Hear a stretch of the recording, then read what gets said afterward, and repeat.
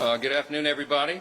We got a briefing from what was really a gang of 8. It became, I think, a game of 20. I stand here with our other chairman, Rick Crawford, of our Intelligence Committee, House Intel Committee, and Chairman Tom Cole of the Appropriations Committee. We brought the appropriators, the chair and the ranking member in and expanded the group to talk about all aspects of this.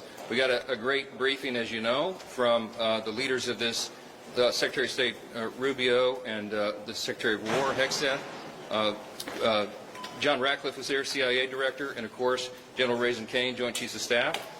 They gave us operational details. They gave us the rationale for what was done.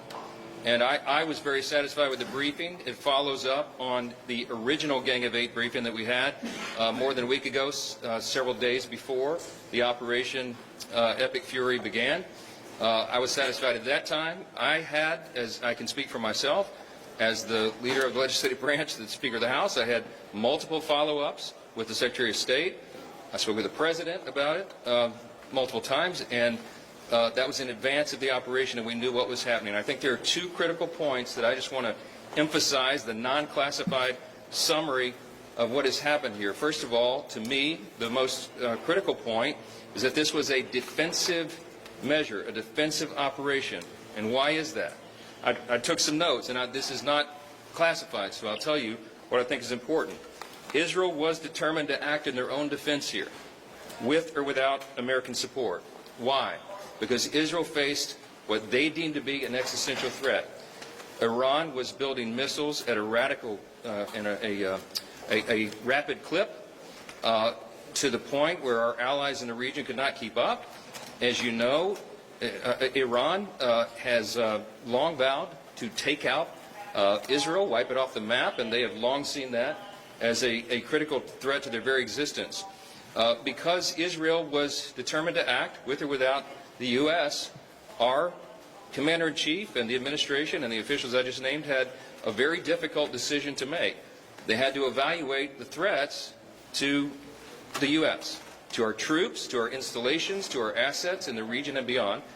And they determined, because of the exquisite intelligence that we had, that if Israel fired upon Iran and took action against Iran to take out the missiles, then they would have immediately retaliated against U.S. personnel and assets. We have troops in harm's way, and we have many Americans in the region, and that was of great concern. If we had waited for all of those eventualities to take place, the consequences of inaction on our part could have been devastating. We don't know at what magnitude, but you can assume, because it is common sense, that if Iran had begun to fire all of their missile arsenal, short and mid-range missiles, at our personnel and our assets and our installations, we would have suffered staggering losses.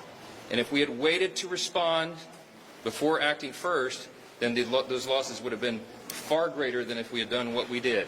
That was their decision. I can guarantee you this: if we had not acted, if the President, the Commander-in-Chief, had not acted as he did, those same officials would have been hauled in here by members of Congress and asked them why in the world they waited if they had exquisite intelligence, knowing that that would happen, that we would suffer such staggering losses. Why did they not act to prevent it? So I am convinced that they did the right thing. There's another critical point. What were the objectives? The objectives for our Operation Epic Fury, I am convinced, because I've now been to multiple briefings and I've understood the point of this, the objective was not regime change.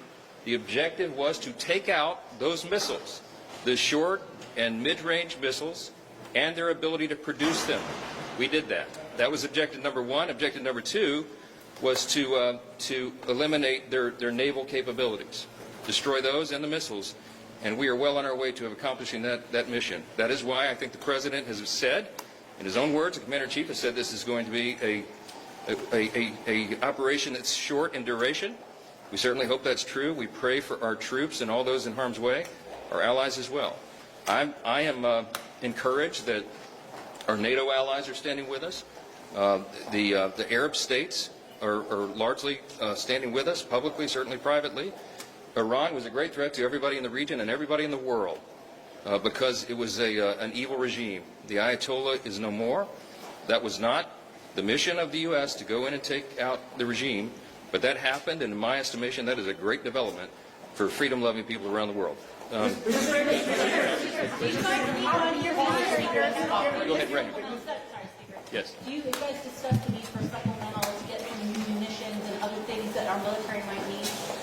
It was brought up in discussion.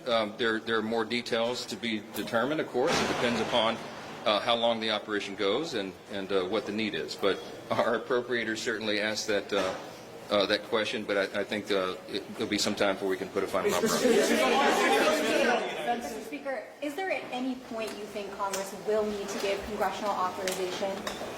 So, you know my background. I'm a constitutional law attorney. I'm a jealous guardian of Article 1 and the legislative branch. My understanding of the law, and has always been, and this is the tradition and the way the law has been used and observed over many decades, the President was acting well within his authority. What I just told you is the scope of what happened here and the situational awareness that they had at the time to make this decision. It's not a declaration of war. It's not something that the President was required, because it's defensive in nature and in design and in necessity, to come to Congress and get a vote first. And if they had briefed a larger group than the Gang of Eight, there's a real threat that very sensitive intelligence that we had might have been leaked or something. So this is why the Commander-in-Chief of our armed forces has the latitude that any Commander-in-Chief, any President always has, because they have a set of information that is sensitive, timely, and urgent, and they have to be able to act upon it. They did that. Now, as you know, under our system, there are timetables that are involved here, but I think the idea that we would move a War Powers Act vote right now, it will be forced to the floor. But the idea that we would take the ability of our Commander-in-Chief, the President, take his authority away right now to finish this job is a frightening prospect to me. It's dangerous, and I am certainly hopeful, and I believe we do have the votes to put it down. That's going to be a good thing for the country and our security and stability. How do you call this a defensive operation if the U.S. struck first? The U.S. struck in a defensive posture if we knew for a fact.